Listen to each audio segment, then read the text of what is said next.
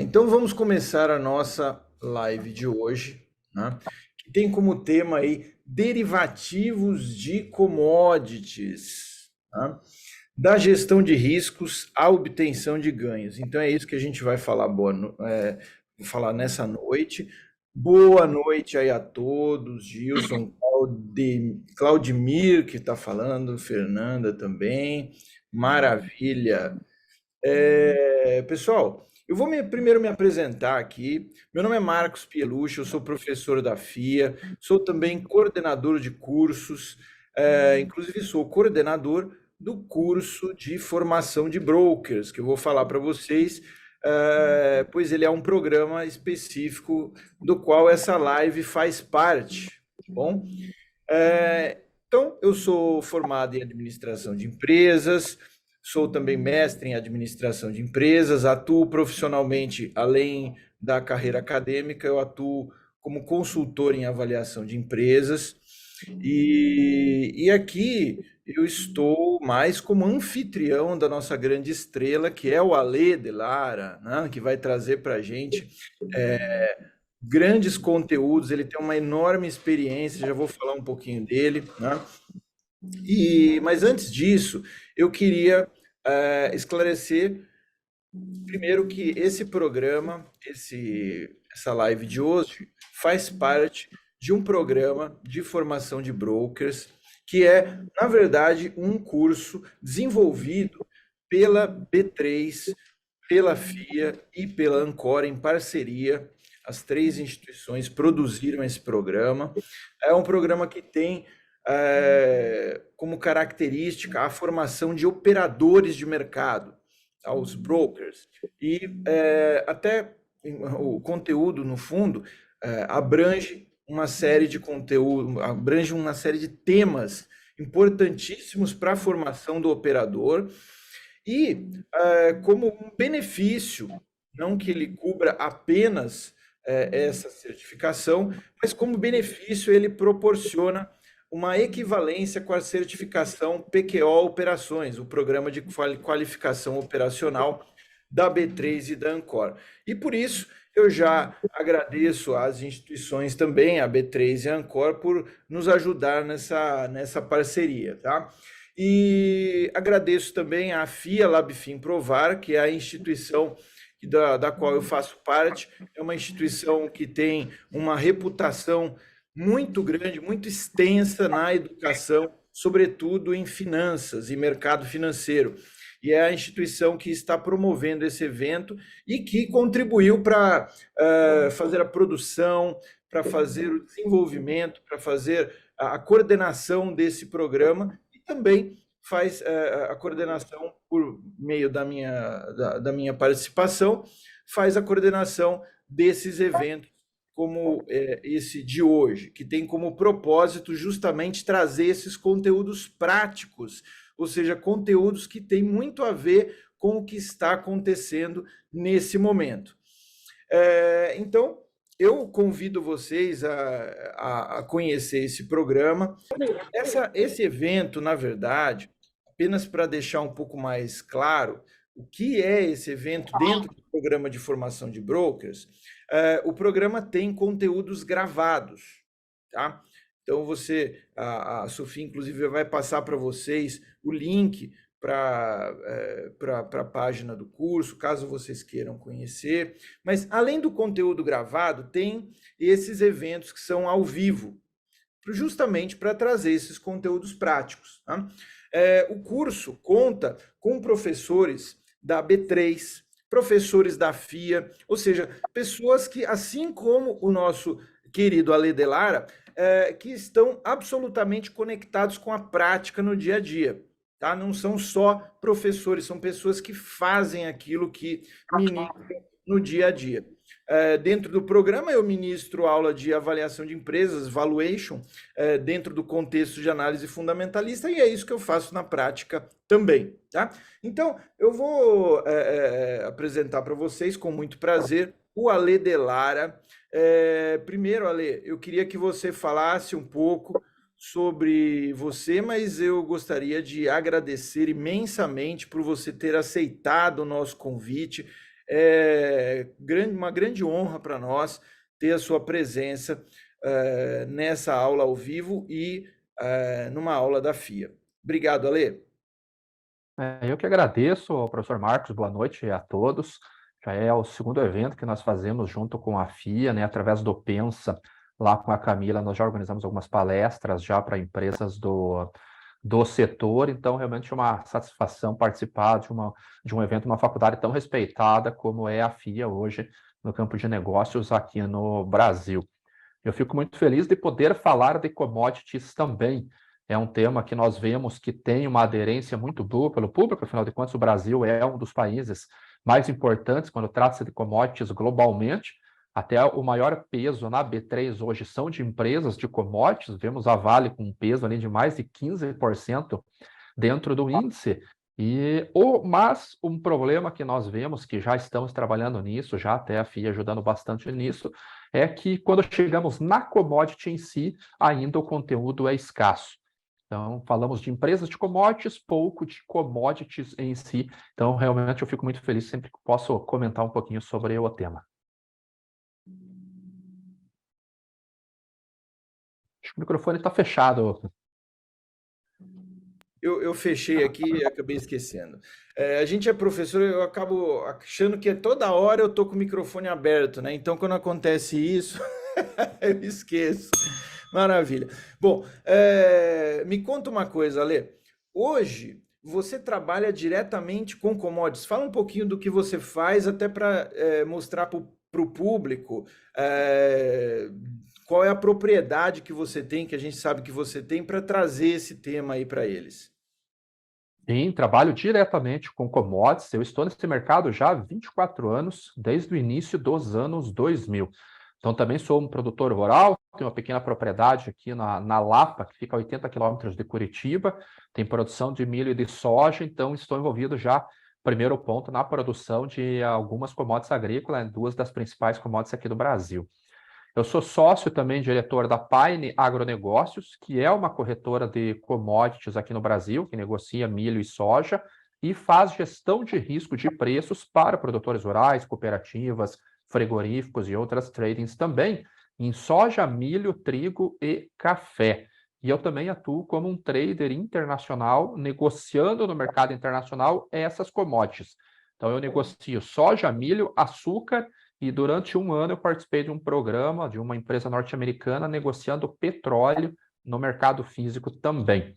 Então, há um pouquinho mais de 2 décadas ali envolvidos no setor, tanto na prática de produção, quanto na prática de comercialização e na prática de exportação também. Junto a isso, tem uma outra empresa que eu sou sócio, chamada Mundo Mercado Commodities, que ela produz relatórios para casas de análises aqui no Brasil, para researches aqui no Brasil, onde nós temos um produto chamado Commodities em Foco, onde nós temos tanto conteúdo educacional sobre como investir em commodities, quanto relatórios para investidores. Então, dentro do escopo do trabalho geral sobre commodities, a gente aborda praticamente da produção à comercialização, execução de contratos para exportação e investimentos. Sensacional, ou seja, você não trabalha apenas com os derivativos de commodities, você trabalha com as commodities mesmo, né? Isso que é muito legal. Bacana. Agora, me conta uma coisa, Ale, vamos começar já com o tema nosso.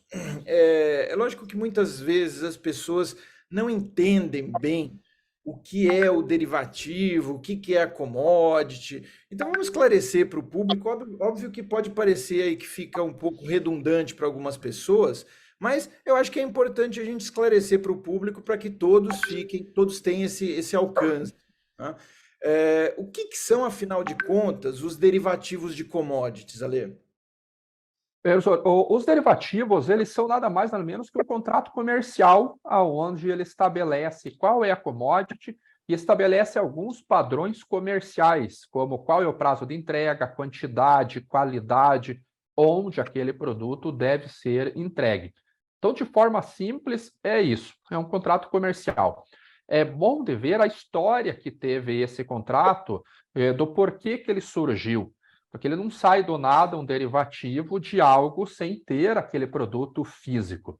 Então, tudo que nós vemos hoje no mercado financeiro, de ações, opções, análise técnica, análise gráfica, elas começaram, na verdade, com as commodities. Porque os primeiros produtos negociados utilizando esses indicadores técnicos e este tipo de contrato foram justamente as commodities. Especificamente, o primeiro derivativo, que foi o contrato futuro, ele nasceu lá em Chicago, em Illinois, quando produtores de milho e de trigo começaram a negociar contratos a chegar. Então, eles se reuniam para fazer essas negociações e aí eles tiveram a brilhante ideia de já vender futuro, já fixando o preço, já acordando o preço com a sua contraparte.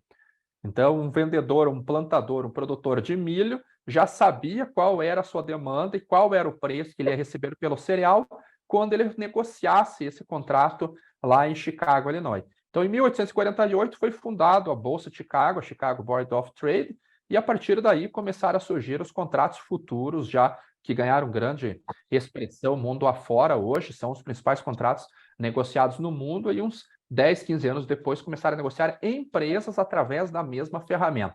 Mas, em síntese, ele é simplesmente um contrato comercial, onde a Bolsa reúne compradores e vendedores e eles executam, compram e vendem esses contratos durante todo o dia. Muito bem, muito bem. E o grande objetivo, então, na verdade, ele surgiu como um instrumento de proteção, não é isso? Ele surgiu como um instrumento para, vamos dizer, assegurar, dar mais, mitigar ali o risco. E aí, tanto de produtores quanto de empresas que utilizam esses insumos como parte da sua produção, não é? Para proteger ali de uma oscilação dos custos, não é isso? Isso, ele nasceu da necessidade de previsibilidade. Então, se eu vou plantar milho, vou plantar trigo, o que me garante que eu terei um comprador lá na frente? Foi o primeiro ponto que deve ter sido analisado naquele momento. E o segundo ponto é a variável preço, porque nós temos custos que são associados à produção.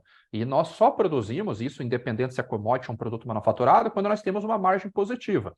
Então, num produto que, do ponto de vista da economia, ele é regulado, o preço é regulado pelo mercado, todos são tomadores de preços, é um mercado de concorrência perfeita, como garantir que eu não terei prejuízo lá na frente, 4 meses, 5 meses, após eu plantar esse produto? Então, a segunda necessidade que havia naquele momento e existe até hoje foi a previsibilidade de preços, a segurança de preços, e hoje esses contratos futuros, esses derivativos, quando nós olhamos para o mercado físico, eles são usados como uma ferramenta de proteção.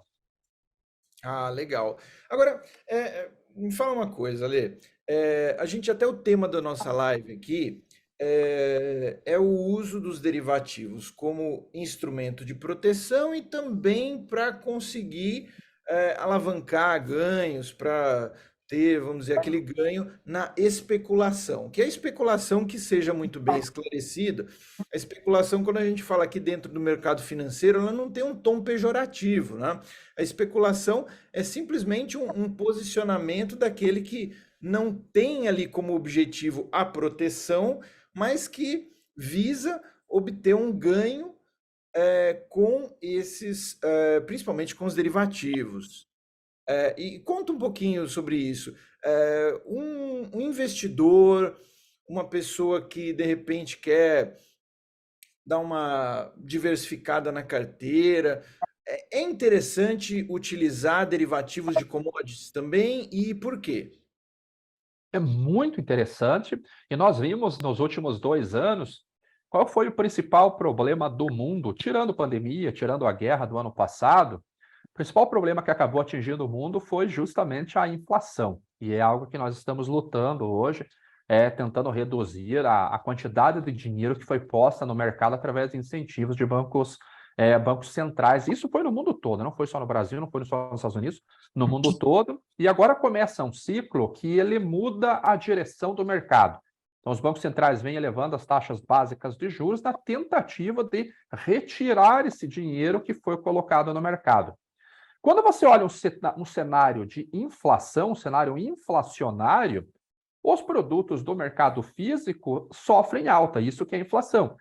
Além da perda do poder de dinheiro, ela é caracterizada por um aumento de preços maior do que o aumento da renda. Então, o que aumenta de preços? São os produtos que normalmente começam pelas matérias-primas, que são as commodities. Então, nos 2 últimos anos, nós vimos commodities alcançarem preços de um all-time high, como o petróleo, que até devido à guerra chegou a $140 o barril, o milho chegando a $8 o bushel, o trigo a $14 o bushel, o algodão a 150 centavos de dólar por libra-peso, café por 260 centavos de dólar por libra-peso. Então, todas as commodities subiram de preços. Grande parte desse movimento foi causado por fundos de especulação, fundos de hedge, que se posicionaram justamente uma proteção contra a inflação, para não perder o poder de compra do seu dinheiro. Então, agora que eles surfaram essa onda de alta de preços, os bancos centrais começam a apertar a mão, tirar o dinheiro do mercado na tentativa de reduzir essa inflação. E agora nós vemos os fundos liquidando essas posições, e em muitas commodities já, como é o caso do milho, como é o caso do trigo, como é o caso do café, eles já estão na ponta contrária, eles já estão short, já estão vendidos na commodity. Então, eles analisam o cenário fundamentalista, identificam alguma direção de preços e se posicionam. E essa é uma vantagem das commodities. Por tratar-se de um produto, você pode tanto comprar esse produto quanto vender esse produto. Os fundos não vão para a entrega física, não vão receber um boi gordo em casa, não vão receber barril de petróleo em casa, mas eles vão aproveitar de maneira especulativa, que é a maneira de observar a tendência de mercado, se posicionando nessa direção, ali tentando aproveitar esse movimento. Então, isso é muito característico, foi muito característico nos 2 últimos anos, fica muito simples de nós vermos esses movimentos. Sim, sim. E além dos fundos, Ale, um investidor também pode se posicionar, um investidor individual, não é? Ele pode se posicionar. Óbvio que tem alguns contratos que têm um tamanho maior, né?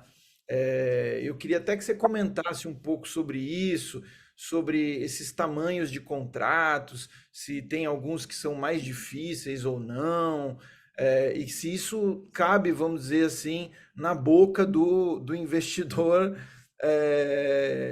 individual, né? Porque, inclusive, deixa eu só falar uma coisa aqui, fazer um parênteses. Eu acabei cometendo aqui é porque assim, esse evento, ele conta, só fazer um parênteses pequeno, tá? Ele conta com a participação de várias instituições. Eu acabei me esquecendo de falar de uma instituição muito importante que contribui aqui divulgando e tal, que é a Planejar, né? A Planejar, que é a instituição responsável pelo certificado CFP. Inclusive, quem está fazendo a live aqui e que tiver o CFP, essa live ela conta no programa de educação continuada, tá? Inclusive a Sofia colocou no chat um link para vocês marcarem a presença, tá? Então, sobretudo aqueles que têm a intenção de ter o certificado, é importante clicar lá no link. E aí, o que tem a ver esse negócio do CFP? Eu dei uma volta enorme, né? Não foi tão grande assim, tá certo? Mas essa voltinha que eu dei foi para explicar uma coisa. Muitas vezes a gente tem aqui a presença não de pessoas que não são operadores de um banco, de uma corretora, de uma mesa da Cargill lá. Tem uma pessoa que um planejador financeiro, né? Uma pessoa, um assessor que vai muitas vezes orientar ali o investidor em relação a esses produtos também. E aí, por isso que eu estou perguntando para você, Ale, se esses produtos, esses derivativos de commodities também cabem na carteira dessas pessoas físicas que muitas vezes são orientadas até pelos assessores aqui, né? Olha lá, tem um Arthur que falou que é estudante de agronegócio. Olha, muito bom, hein, Arthur? Legal. Bacana. Maravilha. Então, Sim, vamos dá lá. pra- Quais são os derivativos que nós temos, professor, que é possível você se posicionar em commodity? O primeiro dele, o mais básico dele, é o contrato futuro. Como eu disse, o contrato futuro é um contrato comercial de compra e venda, negociado num ambiente de bolsa que dá toda assistência técnica e garante a contraparte. Então, na bolsa, você não tem o risco de contraparte, porque você precisa de uma margem de garantia, o clearing da bolsa vai ser responsável por esta compensação.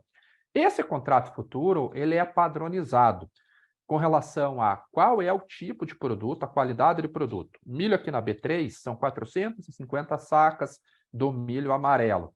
Petróleo em Nova York são 1.000 barris de petróleo do oeste do Texas, por isso que chama-se WTI. O açúcar branco tem uma polarização, é o açúcar VHP, e é negociado na Bolsa de Nova York com o contrato número 11. E todos esses contratos, como eu disse, eles possuem uma quantidade de produtos. Café aqui no Brasil, na B3, 100 sacas de café, por exemplo. Então, eles têm uma data de entrega. Primeira característica que é diferente do mercado acionário.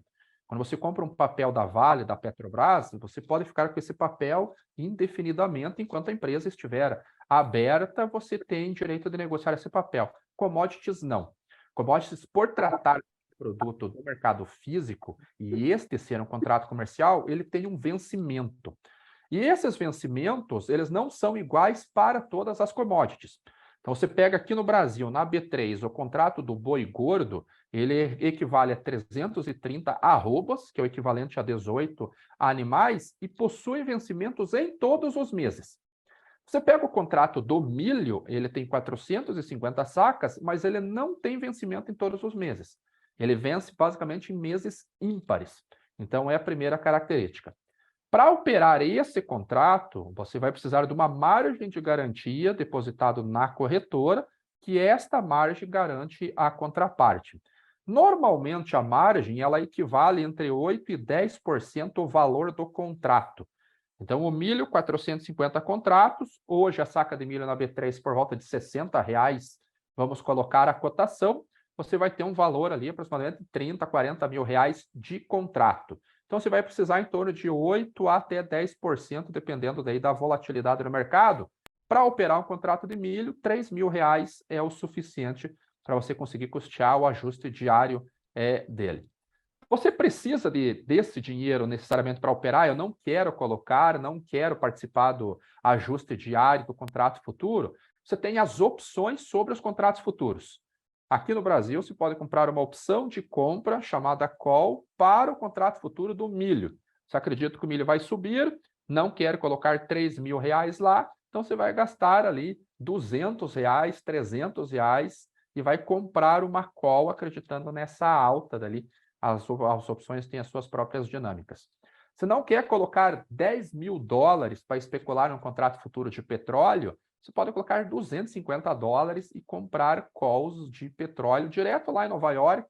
Às vezes, dependendo como que você monta essa operação, porque através de opções você pode fazer operações estruturadas, travas de alta, collar, straddle, strangle, ali operações um pouquinho mais elaboradas e até mesmo, sabendo dos riscos, naturalmente, receber valores com relação à posição que você vai montar. Você é iniciante, não quer colocar R$3.000, não quer colocar 250, $300 numa operação de opções, existem ETFs, que são Exchange Traded Funds, que são fundos de commodities, e ETNs, Exchange Traded Notes, que são notas de commodities. Ambos tentam replicar o movimento de contratos futuros daquilo que acontece na commodity.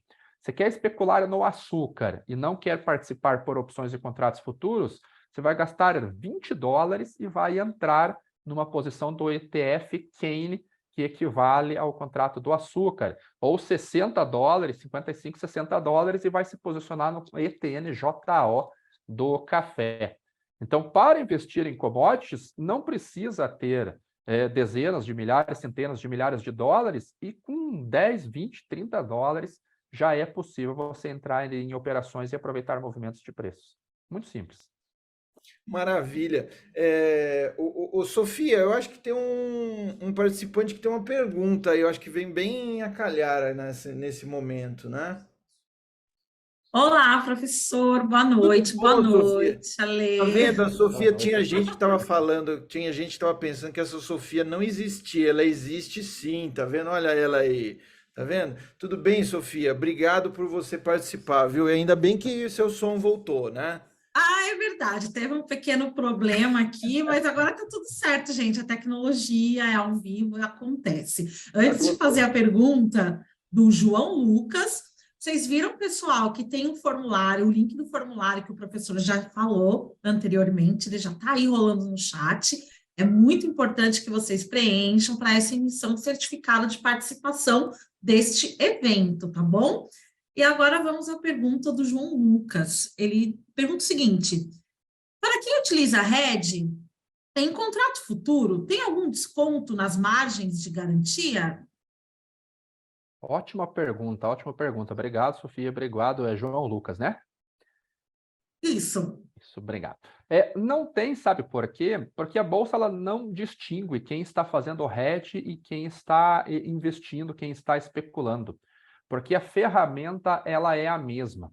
Então, a garantia que a bolsa tem que dar para a contraparte independe se o participante é um hedge, é um produtor, é um especulador, é um trader. Então, não tem desconto com relação a não. O que pode ter como a margem de garantia ela é exigida pela corretora, e é a corretora que garante, a bolsa exige da corretora essa garantia lá na bolsa, dependendo do relacionamento que você tenha com a sua corretora, você pode ter até mesmo limite de crédito para operar esta posição. Mas aí é uma relação comercial entre você, João Lucas, e a sua corretora. Entre a Bolsa de Valores e a corretora, essa ela não faz distinção entre quem é hedge e quem é especulador. A única diferença no cadastro, nesse caso, é se você é um player do mercado físico, seja um produtor, seja uma trading ou um comprador, e vai fazer a execução desse contrato com liquidação física. Aí você precisa ter um crédito aprovado daí na Bolsa, um cadastro, na verdade, aprovado na Bolsa como um player do mercado físico. Aqui no Brasil, você só consegue fazer isso com os contratos do café. Então, você quer vender café na Bolsa, se cadastra como um produtor, um vendedor de café na Bolsa, e no exercício desse contrato, no vencimento do contrato, sim, você opta por fazer a execução dele, a finalização dele de maneira física. Milho, boi gordo, etanol, soja, que são negociados aqui, só e exclusivamente liquidação financeira. Nos Estados Unidos, não. Quase todas as commodities podem ir para entrega física ou recebimento físico do produto. Aí outro detalhe, senhor, desculpa. Essa margem não é fixa. Você pega um cenário muito volátil, como foi a guerra, por exemplo, a margem de garantia pode ser maior, porque a oscilação de preços ela fica tão mais alta que para garantir a contraparte sua, você precisa ter mais dinheiro na bolsa. Então, não é um valor fixo. Também é um detalhe importante. Duas coisas aqui, né? Primeiro, eu acho que talvez alguns de vocês aí não tenham tanto o conhecimento do que é essa tal margem de garantia, não é isso? Então, só para esclarecer aqui, né, Ale? Quando a pessoa, por exemplo, compra um contrato futuro, ela está assumindo um compromisso, não é isso? E a margem ela serve justamente para garantir que a pessoa vai cumprir aquele compromisso. Então ela pode deixar aquela margem ou em dinheiro, ou em títulos, ações, etc. Isso varia muito de corretora para outra, né? Mas de qualquer maneira, isso é a margem que a gente comenta aí, que o pessoal perguntou, né? E aí, no momento em que como é que foi quem perguntou ali? Que o João Lucas perguntou, quanto à questão da margem de garantia, acontece que, por exemplo, em algumas operações com opções que você faz, quando você lança uma call, né, quando você vende uma opção de compra e você tem o ativo, né, então você está dando a alguém o direito de comprar. Então, se você tem o ativo, eu tenho esse ativo, eu estou dando para alguém o direito de comprar, eu não preciso dar nenhuma garantia. Por quê? Porque eu tenho um ativo, o ativo já é a garantia, né? Então aí, por isso da pergunta dele, né? Quando não tem, quando não está fazendo hedge, talvez fizesse mais sentido ter a garantia. Mas como a lei esclareceu, de qualquer maneira é necessário ter a margem de garantia ali, não é isso? Agora, a Bruna perguntou qual o ETF que você comentou. Aí você comentou sobre um ETF, o pessoal está perguntando qual é o ETF que você comentou. Eu comentei sobre o Cane, Cane, C-A-N-E. Cane, que é do açúcar. de sugar cane, né? De sugar De cane. sugar cane, exatamente, de açúcar. Mas existe uma infinidade de ETFs. Por exemplo, existe o ETF uso, Uso como você fala mesmo, USO, que é o USO. ETF do petróleo, contratos futuros do petróleo norte-americano WTI. Existe o ETF SLV, de Silver, de prata. Esse ETF, inclusive, ele tem a custódia física da prata. Então, existe uma série de ETFs, o ETF URA, que ganhou muita repercussão nos últimos anos com a moda do urânio. O ETF URA, ele replica os movimentos do urânio. E existem os ETNs também, o principal deles é o JO, o JO, que é o ETN do café arábica. Ele vai replicar os movimentos da cotação do contrato KC, que é o contrato do café arábica negociado na Bolsa de Nova York. Muito bom. Ô, Sofia, acho que tem mais perguntas aí. Acho que o Reilton fez uma pergunta, não é isso? Sim, tem do Reilton e também tem da Fernanda. Então, vamos Legal, para vamos lá. o Reilton ou Reliton, né? Valeu, qualquer coisa, se tiver, tem um L junto. Não sei, eu tô meio Se tiver errado, Relilton, depois você esclarece aqui pra gente. Mas tá Heliton, certo. Heliton, Hellington, né? Heliton, é isso. Então vamos lá. Ele pergunta: como podemos melhorar as margens de lucro para proprietários de armazéns gerais utilizando de opções? Ali eu tenho que entender qual que seria a operação, porque um armazém geral, a não ser que ele esteja comprando e vendendo a commodity, ele tem que melhorar a operação dele através de giro, né? Porque aí entra a continha do ROA, né? O Return on Asset, que é o retorno sobre o ativo, que é uma equação entre o lucro líquido sobre a receita líquida e a receita líquida vezes o ativo. Essa segunda parte, que é a receita líquida sobre o ativo, é giro.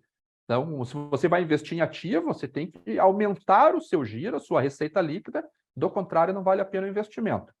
Agora, se você é um armazém geral que compra e revende, atua como um cerealista dessa commodity, ali, se você encontra momentos adequados de venda, que o preço está favorável para a venda, como foi o que aconteceu com a soja no final do ano passado, a soja que foi colhida agora no início desse ano. Era um bom momento de venda. Você pode fazer a venda desse produto sem ter ele, porque o momento era adequado de venda, você vende esse produto, que é o que as tradings fazem. Todas essas Bunge, Cargill, Cofco, Dreyfus, Cipal, todas elas fazem esse tipo de trabalho. Se você vende, qual que é o teu risco? É do preço subir e o teu custo de originação, a tua compra ficar mais alto que o preço de venda. Então, a primeira coisa que você faz é usar seguros de alta contra a alta de preços. E você só faz essa sua operação se o mercado te indicar que os preços podem cair. Ali, nesse caso, você vendeu sem ter o produto com um preço adequado, fez um seguro com opções para que seu preço subir, você estiver protegido, e quando você originar mais barato, você apura um ganho melhor estando protegido. Essa é uma das ferramentas, é assim que funciona de uma maneira bem simples, o hedge agrícola. Outra maneira é, você fez uma originação e não fez a venda. O teu risco é que o preço caia e você tenha que vender o produto por um preço mais baixo. Então, se você originou no momento adequado para fazer a venda futura, você faz um seguro de baixa, você compra uma put para que seus preços caírem, você estar protegido, esperando essa melhora de preços, e quando ela vier, você faz a venda do produto no mercado físico e encerra sua posição de seguro de baixa na bolsa. Boa. Muito bom. Tem uma outra pergunta, né? Você falou da Fernanda, não é isso, Sofia? Na verdade, chegaram muitas outras Muitas perguntas. muitas. O nosso Eu tô convidado vendo vai aqui ter que a gente vai ter que coisa. fazer parte 1 e parte 2, viu, Ale? Opa, vamos lá. Olha, agora da Fernanda Marques, ela pergunta o seguinte: poderia explicar um pouco mais como funciona a compra de opções? Quais os riscos? Sim. Uma opção, ele é um derivativo sobre o contrato futuro. Então, opções, se você está comprando opções, você está comprando um direito de exercer determinada atitude, que é ou uma compra ou uma venda. Então, de uma maneira bem simples, a soja vai subir. Você acha que a soja vai subir e você não tem certeza se essa alta vai vir. Então, em vez de comprar o contrato futuro, você compra uma opção de compra, que é chamada de call. Com essa opção de compra, se o contrato subir, como você imaginava, você exerce o seu direito de comprar aquele contrato futuro da soja pelo preço que você acordou lá atrás. E aí você apura o ganho da operação entre o seu momento de compra e o seu momento de venda. Se você compra uma opção de venda, você está acreditando que o mercado vai cair. Então, se ele cair, você vai exercer o seu direito de vender aquele contrato futuro pelo preço acordado quando você comprou essa put. Aí essa opção chama-se put. Call acredita-se na alta, put se acredita-se na queda. Então, é a compra de um direito de comprar ou de vender. Você pode vender essas opções. São operações mais arriscadas, porque na compra de uma opção, você está comprando esse direito, então você paga um prêmio por esse direito, que é como o seguro de um carro. Você comprou um carro, fez o seguro, você está comprando uma put. Porque se houver um sinistro com aquele carro, uma batida, um roubo, você vai exercer o seu direito de vender o carro para a seguradora no preço que você fez a apólice.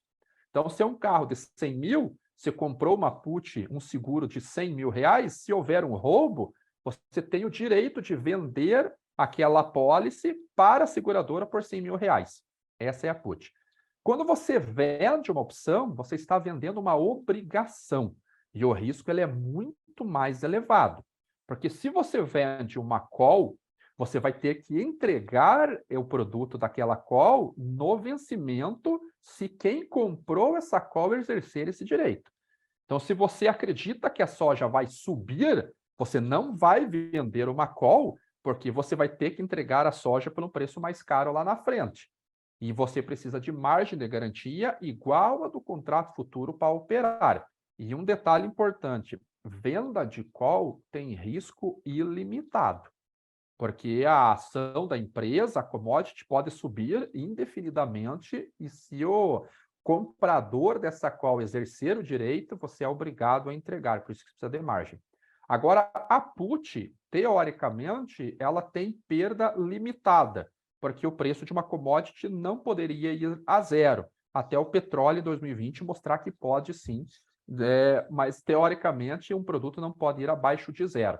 Então, quando você vende uma put, você está vendendo uma obrigação de vender um produto no strike de quem comprou essa put. Então, tem que tomar cuidado com venda de opções, porque exigem margens e você tem um risco muito maior vendendo obrigação do que comprando direito. Se ficou com dúvida ainda, Fernanda, só colocar ali. Eu acho que tem a ver também aqui uma outra. Olha lá, a Fernanda falou que está claríssimo. Tem uma outra pergunta aqui, que é do Arthur, né, Sofia? Tem, Tem muito já a ver. Tem que duas perguntas aí do Arthur e do Jeremias, né, que tem a ver com o que ele está falando, que o Ale está falando. sim, o Arthur Luiz, ele falou como é formado o prêmio de uma call ou de uma put, é estabelecido em contrato? E o Jeremias, gente, gosta de achar o Jeremias. Ah, o Jeremias, ele perguntou qual é a liquidez das opções. A Bruna também fez um comentário sobre as opções, isso um pouquinho antes.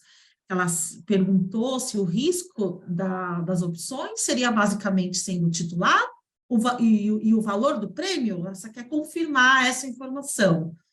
E ela também comentou o negócio da prata, se é preciso comprar na corretora do exterior ou na B3 também, porque ela está complementando um outro comentário que ela fez do que já foi respondido do ETF. Sim, então vamos lá. Primeiro falando do risco. O risco da opção é, quando você compra uma opção, o teu risco é o valor do prêmio. Então, você comprou uma opção de milho, uma call de milho, e você não deu ganho na tua operação, você perdeu essa operação porque o preço do milho caiu, você perdeu simplesmente o prêmio pago por essa call. O da put, da mesma maneira, você acreditava que ia cair, comprou uma put, o preço subiu, você perdeu simplesmente o prêmio, que é um valorzinho pago ali por essa put. Agora, quando você vende uma opção, o teu risco é o valor do contrato. porque você recebeu para você vender aquela opção. Vendeu uma call de milho, você não pagou o prêmio, você recebeu este prêmio. Qual que é o teu risco? É o preço subir, e no caso de uma venda de call é subir indefinidamente, e você ser exercido e ser obrigado a pagar esse contrato, a apurar o ganho para quem comprou essa call de você, assim como uma put. Então, um exemplo vai ficar mais fácil para entender. Você pagou R$ 2,50 por saca, R$ 2 por saca, num contrato de 450 sacas aqui na B3, R$ 900 você pagou de prêmio, acreditando que o milho ia sair de R$ 60 para R$ 100. Ele não foi, ele caiu. Você perdeu esses R$ 900 por contrato.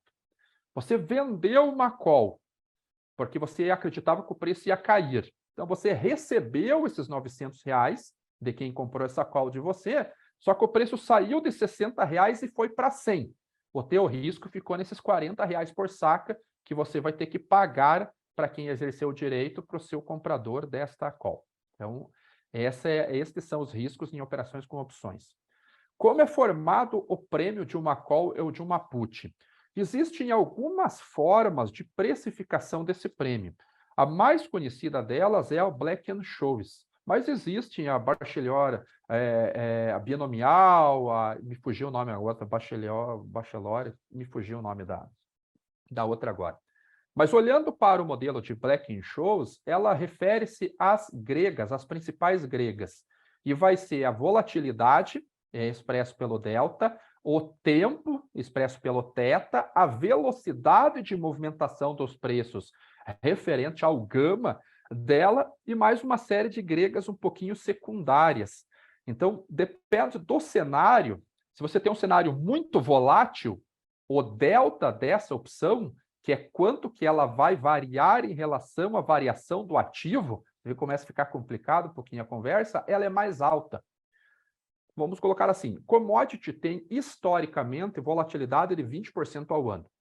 Então, pegando uma commodity que custe $100 o produto, ele vai até 120 e pode voltar até 80 no máximo. Essa é a variação média. Então, o delta dessa operação, se for um delta de 30, por exemplo, ele vai variar 30% o prêmio a cada ponto de variação, a cada $1 que suba ou caia essa opção. Agora, você pega um cenário onde a volatilidade está muito alta, em vez de 20%, está 40%, o delta dessa operação muda. Ele não vai variar 1%, ele não vai variar 30% sobre $1. Ele pode variar 40% sobre $1. Então, ele encarece o prêmio da opção. Essa opção pode ter uma aceleração sazonal, por exemplo, de preços muito rápida. Então, o gama, que é quanto que o delta pode variar sobre a variação do ativo, pode ficar maior. Além disso, o tempo também. O tempo ele acaba atuando de uma maneira negativa nos preços. Quanto maior o tempo, que é o θ, maior é o desgaste daquela opção. Então, isso acaba influenciando no prêmio também. Então, existem vários pontos para ser calculado o prêmio. Não existe uma fórmula, não existe uma receita simples de dizer a opção do milho custa R$2, a opção do petróleo custa $10. Não tem, porque depende do cenário e depende da composição destas gregas, no caso do modelo Black-Scholes. Agora, o Ale, é bem complicadinho, né, Arthur? Mas veja, não é tão complicado assim, viu, Arthur? Porque assim, ó, a opção ela dá o direito de você comprar alguma coisa a algum preço, tá certo? Então vamos supor que dê direito de você comprar ao valor de 10, tá? E aí o que acontece? Hoje, suponha que esse ativo tenha um valor de 12. Então, se você for comprar esse ativo hoje, você tem que pagar 12. Se ele dá para você o direito de comprar a 10, então o preço, vamos dizer, preço ali, em princípio, né, o valor intrínseco que a gente chama, é o quê? É R$2. Porque a vantagem que você teria ao comprar esse direito, né, é de comprar por R$2 a menos. Só que aí, o que o Ale falou é que no fundo, depende do processo de valorização, né? Se eu pensar que esse ativo pode se valorizar mais ainda ao longo do ano, puxa, então esse direito pode valer mais ainda, né, Ale? Então, em vez de valer 2, ele pode valer 4, 5, 10, sei lá quanto, que o negócio pode variar muito. Né? Então, depende da volatilidade também. Poxa, se ele vale 10 hoje ou vale 12 hoje, será que ele pode chegar a 20? Né? Qual é a volatilidade? Então, quanto maior essa volatilidade, maior também pode ser esse prêmio da opção. Né? Agora, o Jeremias, ele perguntou sobre a liquidez, né? E aí tem muito a ver com isso, né? Porque as opções de ações, algumas opções são negociadas no mercado, né? E aí o preço é determinado pelo mercado. Às vezes você pode até fazer a fórmula de Black-Scholes lá dar um valor, mas ela está sendo negociada a outro valor, né? É a mesma coisa fazer o valuation de uma empresa. Você faz o valuation, você acha que ela vale, sei lá, R$ 5 a ação, mas está valendo 8, 10 ou 2. Né? Então, aí eu queria que você falasse um pouquinho sobre essa questão da liquidez, né, Ale? Sim. Existe na opção, até voltando um pouquinho, valor intrínseco e valor extrínseco. Então, eu falei, não, é um pouquinho complicado você fazer esse cálculo de qual é o valor da ação. Até como exemplo, no modelo binomial, por exemplo, ele diz que o valor de uma put e o valor de uma call no mesmo strike, que é o valor do ativo, eles têm que ser o mesmo prêmio, o mesmo valor de prêmio. Só que nós não vemos isso na prática. Às vezes a call está um pouquinho mais cara do que a put e às vezes a put está um pouquinho mais cara do que a call. Então, você consegue arbitrar esta diferença. Tem uma maneira, de uma forma de exposição, é você arbitrar a diferença entre put e call dentro desse strike, que é o preço-alvo, o preço do ativo. Com relação à liquidez, isso vai depender e depende dos participantes do mercado. Então, você pega em mercados mais maduros, por exemplo, como é o petróleo nos Estados Unidos, você tem a liquidez destas, tanto do contrato futuro, principalmente, talvez o ativo mais negociado no mundo, mas as opções, você tem o ativo na tela. Você consegue entrar na corretora sua no exterior e ver na tela, no booking da corretora, as opções sendo negociadas. É possível fazer até day trade de opções. O que aqui no Brasil você consegue fazer com Vale, Petrobras, você consegue fazer com commodities lá fora. No Brasil, vindo para cá, você precisa de um market maker, que é alguém que faça o mercado para você, na tradução literal. Então, você compra uma opção de milho, para você comprar essa opção, você vai precisar encontrar uma contraparte. E quem faz isso para você é a sua corretora ou o banco que você está operando. Vantagens. Você encontrando uma contraparte, você tem a garantia que conseguirá sair dessa posição, porque se você comprou uma opção, a contraparte é obrigada a exercer a atividade que ela fez para você, ao vender ou comprar aquela opção sua. Agora, você não tem certeza do preço, porque às vezes a tua opção ela valorizou o que você imaginava, mas o market maker vai pedir um spread diferente e ele pode correr uma parte do seu lucro. Então, existe esse risco no mercado. Eu já vi que o Devec falou que nós falamos só de commodities agrícolas. O minério de ferro, por exemplo, que é negociado nos Estados Unidos, o contrato chamado TIO, ou negociado em Singapura com o ticker FF, eles já não têm liquidez para opções. Então, eles não têm opções sobre esses contratos futuros. Mesmo sendo uma das commodities mais negociadas no mundo, é uma commodity que você consegue monitorar ciclo econômico, são através de movimentações das cotações do minério de ferro, mas você não tem liquidez para opções, porque ela é uma commodity basicamente de balcão. Todo minério de ferro negociado em bolsa é o minério de ferro para a China. Lembra que eu comentei que dentro dos padrões do contrato futuro existia o local de entrega? Então, o minério de ferro tem uma siglazinha lá, um Incoterm, chamado CFR, que é Cost and Freight, custo e frete China. Então, aquele valor de $100, por exemplo, do contrato por tonelada do contrato minério de ferro, ele é $100 lá na China, não é aqui no Brasil. Diferente do petróleo, por exemplo, que está $70 o barril, ele é no navio, no porto de origem, lá nos Estados Unidos, ou no Brent, lá na plataforma do Brent. A soja é 1.400 centavos de dólar por bushel dentro do navio no porto de origem. O minério de ferro já tem essa característica que é no porto da China. E ele não tem liquidez sobre opções, tem liquidez sobre contrato futuro, mas não tem liquidez sobre opções, porque os participantes do mercado não fazem lançamento de opções. Muito bom, muito bom. Tem mais, ó, tem um monte de pergunta aqui. Tá. Tem uma pergunta, né, Sofia? Uma pergunta do SA. Na verdade, tem uma pergunta Tem alguma antes? Tem alguma antes? tem uma antes sim, de uma pessoa que ainda não perguntou, que foi a Laís Pestana. Ela pergunta se existe uma estimativa do quanto é negociado na Bolsa de Valores aqui brasileira, se é efetivamente executado fisicamente e o quanto é somente uma operação financeira.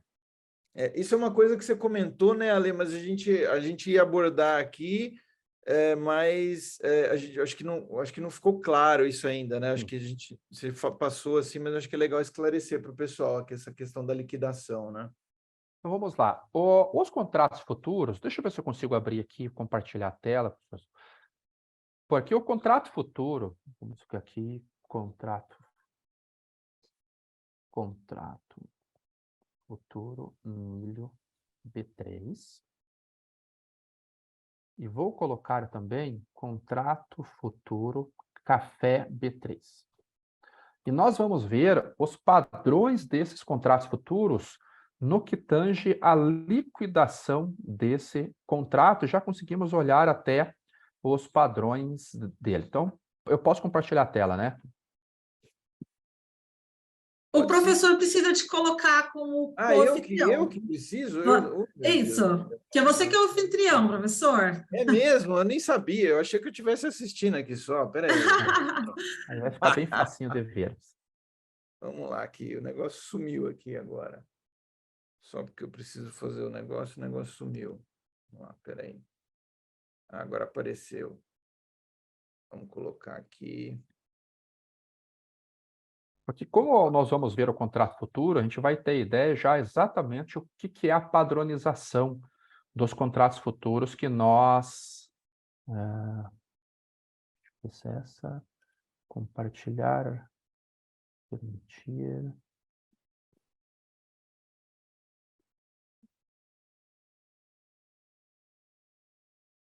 eu acho que ele não vai compartilhar ainda. Opa, deu certo aqui. Desktop. Compartilhar. Já estão vendo a tela, sim? Sim, sim. Mas está aparecendo o zoom ou está aparecendo a ficha do produto da B3? Não, está aparecendo a ficha da B3. Ficha da B3, ótimo. Então, este daqui é o contrato futuro do milho negociado aqui na B3. Aqui em características técnicas, o que ele mostra?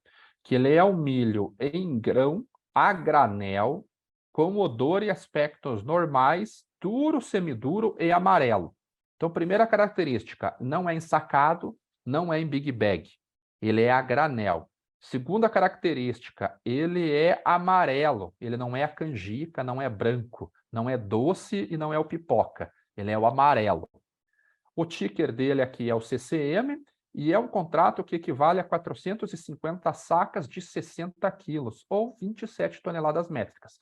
Então, cada contrato futuro negociado aqui na B3 tem este tamanho de contrato. E a liquidação dele é financeira, com vencimento nestes meses. Janeiro, março, maio, julho, agosto, setembro e novembro, que são os meses ímpares. Então, no vencimento do contrato, você não vai entregar milho e não vai receber milho. A corretora, a B3, ela vai liquidar esse contrato de maneira financeira. Se você comprou esse contrato por R$60 e ele foi para R$61, no fechamento, você vai ter ganho R$1 que é depositado automaticamente na sua conta no final do dia. Se você vendeu e ele caiu, você apura o ganho. Agora, se você comprou e ele caiu, você paga essa diferença através do ajuste diário. Mas a liquidação dele é feita de maneira financeira. Agora, quando nós vamos para o contrato do café, esse é o café arábica, a gente já vê que ele também tem uma padronização, ou seja, ele é o café cru, não é o café torrado, em grão, produção brasileira, então não é o café da Colômbia, não é o café da Bolívia, é do Brasil. Ele é o arábica, então não é o robusta, produzido no Espírito Santo, produzido em Rondônia. Ele tem um tipo que é o 425, 45, aqui é uma peneira, umas características que o café tem, ou melhor do que isso, bebida dura, ou seja, não foi feito um tratamento nele, ele é uma característica do grão, e para entrega no município de São Paulo.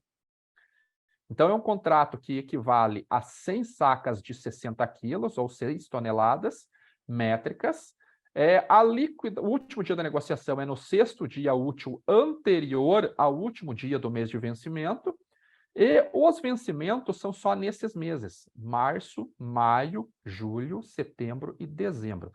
Por que estes meses? Porque são meses que têm relação com a sazonalidade da cultura.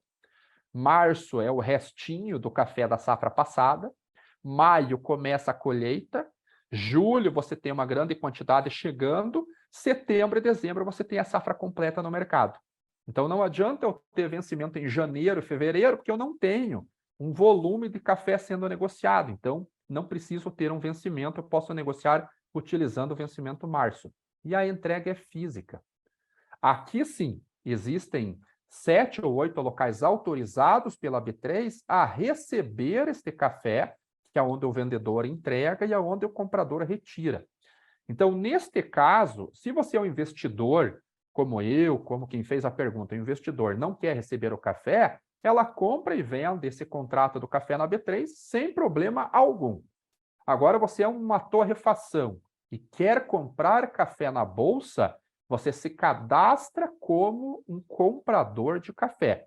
Vai precisar ter limite, vai precisar ter crédito, vai precisar ter dinheiro lá, e aí sim, na liquidação desse contrato, você opta por exercer o fechamento de maneira física, recebendo. Então, comprou o contrato lá na B3, chegou no vencimento, fala, eu quero receber o café, você aguarda as instruções que a B3 vai mandar para você. Quem que é o teu vendedor, o armazém que você vai retirar, a quantidade que você comprou, qualidade, nota fiscal, tudo isso vai ser organizado pela B3. Mas para isso, você precisa ter o cadastro aprovado lá na corretora, na corretora e na bolsa. Do contrário, a liquidação ela é feita de forma financeira. Então, não precisa se preocupar se vai receber 18 boi em casa ou 450 sacas de milho ou 100 sacas de café, se você não é um player que fez o seu cadastro para isso na bolsa. Você é simplesmente um especulador do mercado e as liquidações são feitas de maneira financeira. Agora, um detalhe importante. Você sendo um especulador, você tem que ficar atento à movimentação de preços daquele produto. E aqui no Brasil, a liquidação dos contratos futuros negociados na bolsa, elas são feitas pelo preço do físico, que é o indicador CPEA, que sai no fechamento. Então, pela lei da convergência, o contrato futuro vai encontrar o preço do mercado físico. Então, no dia do vencimento, a volatilidade costuma ser maior. Às vezes, se está comprado no contrato, ele está 1, 2 dias do vencimento, você tem certeza que vai ganhar essa operação, a volatilidade do dia derruba você e te deixa no prejuízo. Então, você não vai receber o produto físico, mas no dia do vencimento a volatilidade ela é maior, precisa de mais atenção para operar. Aí outro detalhe, as opções elas não vencem no dia do vencimento do contrato, elas vencem antes. Então, detalhe, então a opção ela vence 15 dias antes, 30 dias antes do vencimento do contrato futuro. Porque a opção, se você comprou, você está exercendo o direito de transformar aquela opção num contrato futuro. Então, ela não pode vencer no mesmo dia, ela tem que vencer alguns dias antes. Boa. E aí, né, Ale, como ela perguntou assim, o quanto que é efetivamente executado, no fundo isso depende do tipo de contrato, né? Porque a maioria deles não é executado fisicamente, é só liquidação financeira, não é isso? Sim, porque a maioria dos contratos eles são usados para especulação ou para hedge. Poucos, o café ainda vai uma quantidade, acaba indo para entrega física, mas isso é só lá no vencimento. ao longo do dia que você vê as compras e vendas do contrato, 100% delas ali no dia, elas são com liquidação financeira. Maravilha. Aí, muito bem.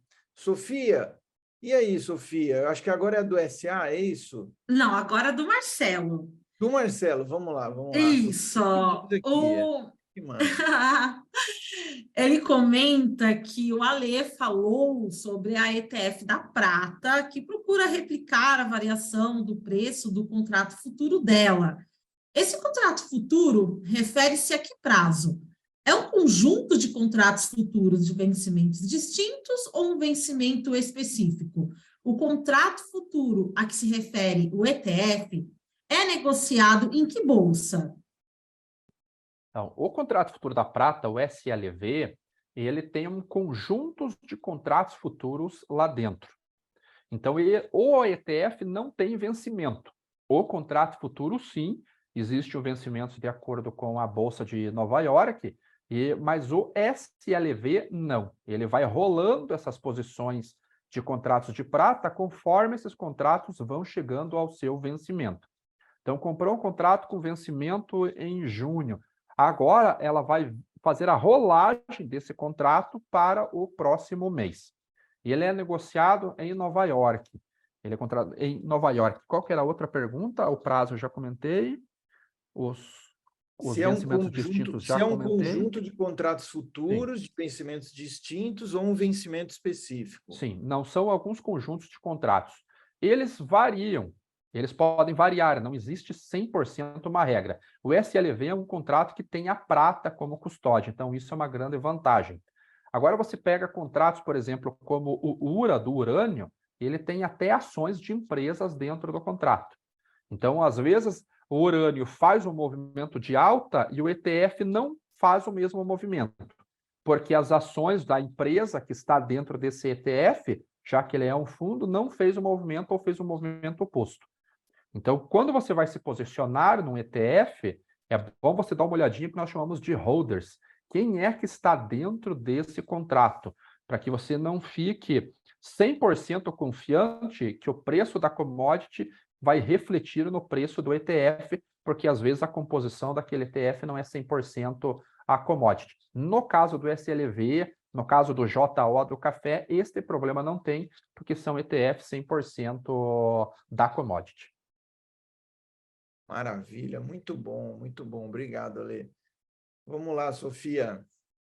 Agora sim é o Agora OSA ou ASA, né? Aí isso, qualquer coisa não sei. a pessoa se manifesta e diga se é O Vamos lá, ou vamos CA. Bom, então, duas perguntas que a pessoa pergunta o seguinte: quando optar por fazer hedge com futuro ou com opções? E a segunda é: quais premissas levar em consideração, deve-se levar em consideração para essa decisão? Ótima pergunta, ótima pergunta. Depende primeiro do teu bolso. Como que você vai querer este hedge? Porque por contrato futuro, você precisará ter uma margem de garantia lá na bolsa. Então, você precisa ter um valor maior para entrar nesta posição de defesa de preços. É a primeira característica. O prazo que você vai fazer esta operação e a confiança que você tem naquele movimento. Não que vá acontecer, porque essa é a visão do especulador. Então, se você está especulando, você acredita piamente que o preço vai naquela direção. Se você está fazendo o hedge, você acha que existe a possibilidade e você quer proteger aquela posição. Então, quando você olha para o milho, por exemplo, agora, você precisa ali de R$3.000 por contrato. Quando você faz a análise técnica do milho, você vai perceber que os indicadores técnicos estão mostrando sobrevenda há bastante tempo. Então, tecnicamente, eu precisaria de uma correção hoje por volta de R$7 por saca. Vezes as 450 sacas, a gente está falando de um montante de dinheiro muito grande que deve estar como uma margem na corretora para ele conseguir suportar se esse ajuste técnico vir. Você não quer correr esse risco, você não quer despender dessa quantidade de dinheiro, você vai avaliar as opções. Só que as opções têm um detalhe. Quando você entra em contrato futuro, nós falamos que entramos com delta puro. Lembra da volatilidade que eu comentei? Que o delta é quanto que o prêmio da opção vai variar em relação à variação do ativo? No contrato futuro, esse delta é puro, porque cada R$1 que varia o ativo, R$1 varia a tua posição. Então, variou R$1 para cima, R$1 para baixo, você ganhou ou perdeu R$1. Com as opções, não funciona assim. Então, você precisa fazer o cálculo de uma assimetria de risco, que é quanto que é o seu potencial de ganho em relação ao valor do prêmio daquela posição. Por exemplo, você vai gastar R$2 por saca de prêmio num seguro de baixa, por exemplo. Se esse seguro trouxer R$2 de ganho para você, você tem uma simetria de 1 para 1. Para a opção não vale a pena. Então é melhor entrar com contrato futuro que você tem o delta puro. Porque se você tem um delta de 30, que é um delta relativamente alto, essa opção está cara, e a cada R$1 que valorizar o contrato futuro, você vai ganhar 30 centavos. Então não vale a pena. Agora, se você pagou R$2 por um prêmio, mas o teu potencial de ganho, por exemplo, é de R$10, você tem uma simetria de 1 para 5. Cada R$1 que você colocou, você pode ganhar R$5. Aí você tem uma assimetria de risco favorável e vale a pena você entrar por opções. Outro detalhe, opção, diferente do contrato futuro, não é um seguro puro, porque você vai perder um pouquinho do movimento de preços, já que você pagou um prêmio para entrar na operação. Então, seguro através de opções, eles atuam como amortecedores de preços. Então, o milho caiu mais R$10 e você tinha uma operação como opções, você pode recuperar no máximo 8. Porque R$2 foi o teu custo de prêmio, você pagou para entrar nessa operação, enquanto no contrato futuro você recupera os 10. Então, essas são as diferenças, o bolso, o prazo e o apetite ao risco que você está disposto a correr. Agora, um detalhe importante quando nós falamos de hedge. O preço da commodity não é o preço do derivativo. O preço da commodity é uma composição entre a cotação do derivativo, um prêmio de exportação negociado nos portos, diretamente entre comprador e vendedor, ou seja, só no mercado físico, mais a taxa de câmbio, se ela estiver cotando, por exemplo, a soja em dólares ou o milho no segundo semestre para exportação, e mais a logística. O hedge, que é a posição que você consegue assumir em derivativo, você consegue proteger só aquilo que tem derivativo. No caso, o contrato futuro da bolsa, da commodity, e a taxa de câmbio. Mas a logística e o prêmio de exportação, você continua exposto. Foi o que aconteceu com a soja. Quem lá em novembro fez seguro de baixa na soja na Bolsa de Chicago contra a queda de preços, por opções, perdeu o seguro, porque o contrato futuro da soja não caiu na entrada da safra, caiu só agora. Como ele tem vencimento março e vencimento maio ficaram lá em cima, perdeu o seguro e o preço da saca da soja caiu, porque o prêmio de exportação que acabou caindo. E para isso não existe seguro. Então, quem vai trabalhar com hedge tem que entender de formação de preços.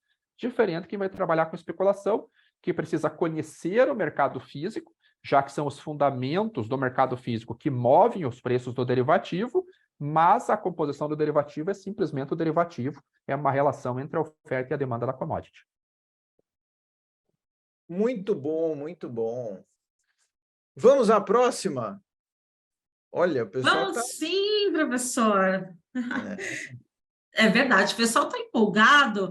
Claro. Eu sei que o Alê comentou da pergunta do Devec, mas tem alguns complementos que são importantes do comentário dele, que ele falou que até agora falamos mais das commodities do agro, mas ele disse que ele é do ramo imobiliário, e ele fala que o aço e o cobre, por exemplo, que tem preço no mercado internacional, foram vilões nos últimos anos no custo, né, da construção.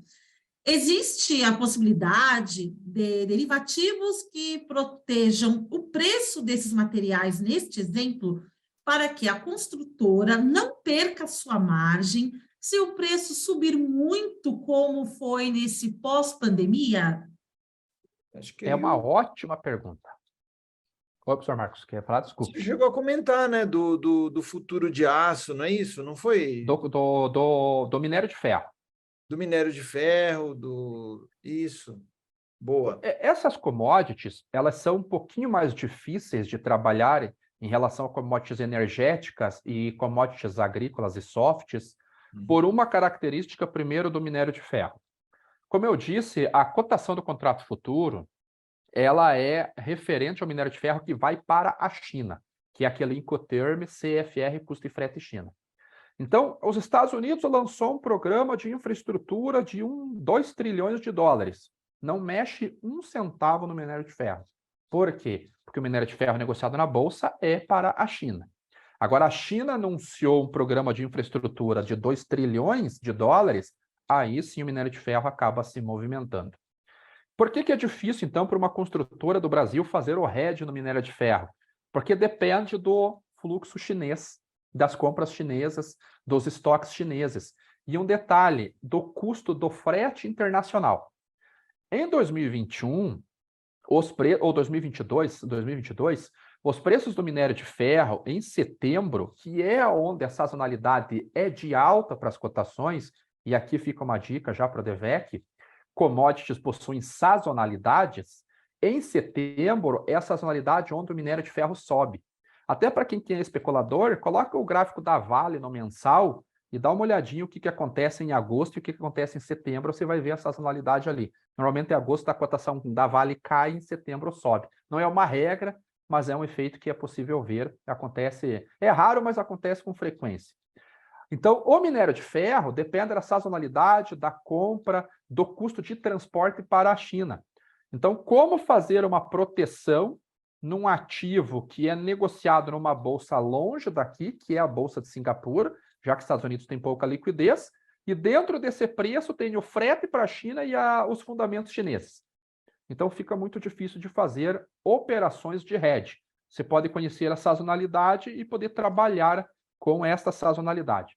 O cobre já é diferente. O cobre já possui uma sazonalidade semelhante à do minério de ferro, mas você consegue montar operações no derivativo lá da bolsa. Por opções, a liquidez ela é ruim, não tem players do mercado suficiente para dar uma liquidez tão boa nesses contratos, mas no contrato futuro, sim, você consegue se posicionar. E aí, sim, depende do preço internacional da commodity e não só de um país como a China. Agora, como eu respondi na pergunta anterior, o preço do produto aqui, do mercado físico, ele leva em consideração 4 variáveis. E isso não vai escapar: minério de ferro, cobre, petróleo, soja, milho, café, é sempre o mesmo. É derivativo, prêmio, câmbio e logística. Além disso, quando nós falamos do setor imobiliário, a gente está falando de aço, está falando de cabeamento, que são produtos manufaturados.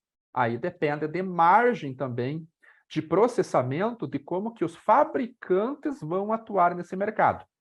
Um evento foi, em 2020 e 2021,